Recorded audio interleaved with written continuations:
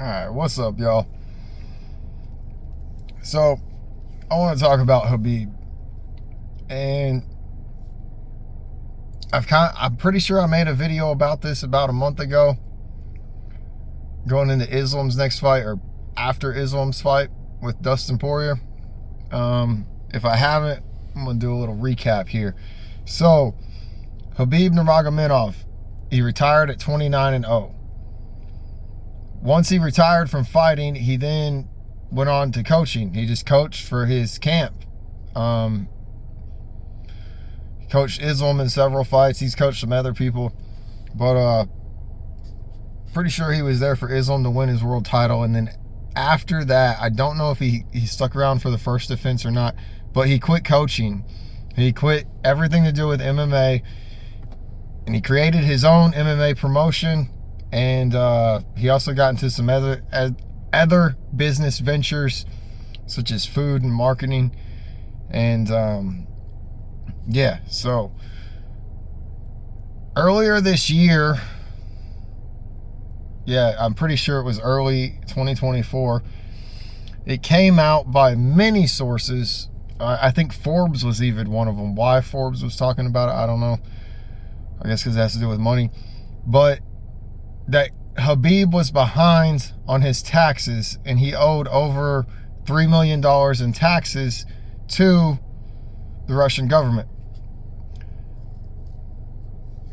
Now that, right here, I want to add something new.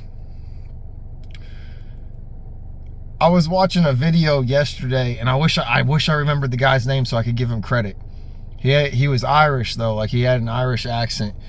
He was kind of painting Khabib and several other people out as criminals, and he was talking about some of the shady business dealings Khabib has done. But one thing he brought into light that I didn't know about, but I wasn't surprised about, was after Khabib beat Conor, the Russian government then gifted him over $20 million worth of Russian property. Now that sounds great on the edge. It's like, oh wow, if you haven't owned property, you have to pay. I'm sharing some information with you. If you haven't owned property, it doesn't just sit there. You have to pay taxes on it. $20 million worth of property, probably $150,000 to $200,000 per year. There's a lot of variation in that. It could be way higher, it could be way lower. You get the idea, though. Over a yearly income to support the taxes on that property. That can be really, really challenging if that property is not making you money. Okay? That's why a lot of times here in America, when someone passes away and there's a house that person owned, it just gets sold immediately. People can't, well, there's actually a lot of different things. Just ignore that. But finding that information out from that gentleman's video, I haven't gone to verify that that was true, but that does not surprise me. And when I heard that, my immediate reaction wasn't, oh, that was a great gift, oh, that was this. They locked him in. You give him that, you are locking in a revenue to keep coming in as from the government perspective. You know he's going to have to pay for that property. You know that he's a high profile figure and can generate a lot of revenue. So by gifting him this, one, in that country, it's a lot different. You don't say no and you don't talk bad to your president. Like it's way, way different. So I don't feel like he could have said no. He couldn't have said no to getting that property. All right, back on track. After the American news and European news and everyone comes out and says Khabib is behind on his taxes, and Conor's jumping all over this immediately. Khabib is back in the corner of Islam Makhachev, coaching his last fight and helping fighters get ready. I got a lot of flack from people in comment sections when I tried to bring this up and talk about this, how he's doing this to get money, they're like, oh, he's doing it for free. Oh, he's worth $50 billion. Well, guess what? Apparently now he's fled his country because he owes so much money and can't pay it back. He's worried that they're going to lock him up or kill him, which is something that actually happens in Russia. Oh, it doesn't feel good to be right, but like it's annoying when I put in work and everything in this stuff and then people are just like, oh, no. Fucking idiots. All right, sorry. I've really got to work on my temper. I'm trying. So right now, there are a couple news sources that I wouldn't necessarily consider reliable. I think the closest one that was like Sportskeeda maybe, and I'm not even familiar with what the fuck they do. Dang it, I'm trying not to cuss as much. Not as familiar with what they do.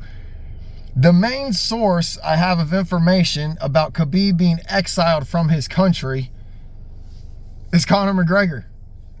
Conor talking about it. But when you search it on Google, you're mainly coming up with Conor talking about it. But in all these claims Conor has made, Conor's usually not wrong. Like, Conor was saying all this stuff a long time ago and no one was buying into it. So I believe he has probably fled the country. In addition to this, Chael Sonnen's now talking about this. I was talking about this over a month ago, how Khabib's going to come back in some form or fashion because he needs money. Now Chael's talking about it because earlier this week, and I saw it when it came out, like literally when I was browsing my YouTube, it said it was uploaded like 9 minutes ago when I first saw it. They uploaded the Conor versus Khabib fight without commentary. Now that fight has been replayed a bazillion times, but by putting it up new, it refreshes it for the audience. And then they added a little twist by taking the commentary out. I don't know what the point of taking the commentary out was. I listen to most fights these days without commentary, like I have music on or whatever. I do find commentary being biased a lot of the times. But it's interesting that they're putting something back out on Khabib right as Khabib is entering a point where he needs money, which would lead him to compete. Michael Chandler is now talking about fighting Islam and Nate Diaz. Is it possible we're going to have Conor and Khabib? I'm not saying that's what's going to happen. Something's going on though. You guys mark my words.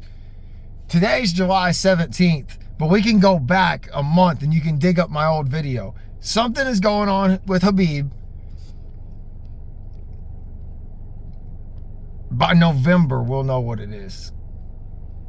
Now, mind you, it could be he's got to get a couple things straight or whatever. He's trying to figure some things out. He gets his money paid. He goes back home. All is good and dandy. That's a possibility. But I don't think it is. I got a feeling, and it's horrible that this is happening, because think about it. If he was an athlete and then he was gifted this stuff he can't say no to, and then he couldn't afford it, and now he's forced back into a craft that he retired from because it was a craft him and his dad connected on, and his dad was no longer his coach. That's absolutely awful. You'd think the UFC would do something to protect him. I mean, I don't know what they could do to protect someone from a whole country, but you know what I'm saying? I don't know. Weird situation, but it's a real situation. But yeah, what's going on with Khabib? Something's happening. Something's going on right now. I believe he's exiled. He's fled his country and left his family behind, which is pretty crappy, because I believe over there, when you leave, your family is going to be the next one to pay your debt. So like his wife and sons are pretty jacked up. I'm going to wrap it up here though. I might have some more videos to put out. We'll see. It's the War Lab.